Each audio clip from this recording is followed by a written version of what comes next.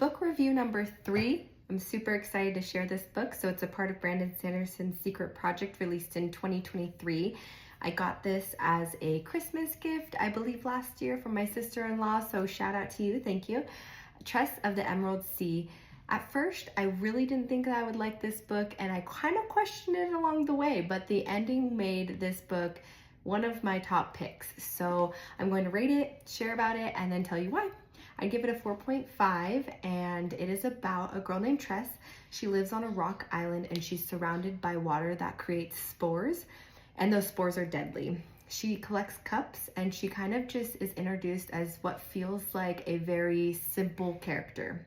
She's really good friends with the Duke's son, and in the very beginning, you get this sense of love and compassion for each other, and a friendship that just feels wholesome. And I really love that. And actually in the beginning, I was wishing they kind of shared a little bit more of their relationship, but there's kind of a reason why, and it all ties in the end. Anyways, so the Duke does not want him to, basically is marrying him off. So he takes him on a voyage, takes him off the rock, pulls him away from Tress. You kind of get this notion that the Duke finds out of his kind of like love for her. And so he goes to basically arrange a marriage for him. Well, Tress ends up finding out that she needs to basically go save, his name's Charlie, from the sorcerer. So she's not allowed to leave the island. She figures out a way and goes on a voyage crossing the Midnight Sea, which is extremely deathly. You cannot breathe in these spores. And she goes on this journey, and it kind of gives me like Pirates of the Caribbean, like energy. She encounters pirates, and she encounters all these different types of people and creatures, and what she is in the beginning is not who she is at the end. And it's almost like this self-discovery book, and she becomes an extremely powerful character who goes through a whole lot. So that story in itself is pretty world building and imaginative and very detailed, which is fun.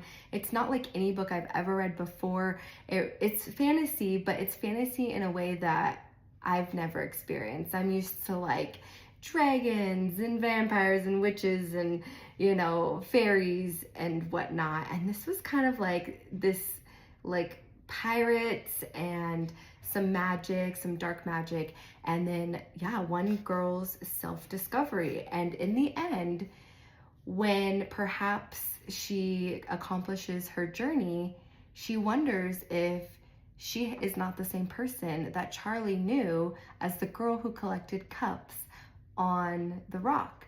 So I definitely recommend this book. The reason I give it a 4.5 is because it does captivate you in an interesting way.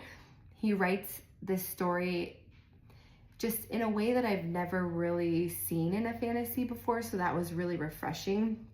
It can be a kid's book for some people. I think that that was the intention when it was gifted to us, and maybe, but I ended up reading it on my own, and I was very intrigued by it. And I will just say that along the journey, you might question, like, why am I reading this book? It definitely feels a little interesting and different. And then in the end, it ends in the most unexpected way that gives you this self-realization almost within who you are as well, of like, if I was on this journey, and like, you know, what would I do and what kind of places would I grow?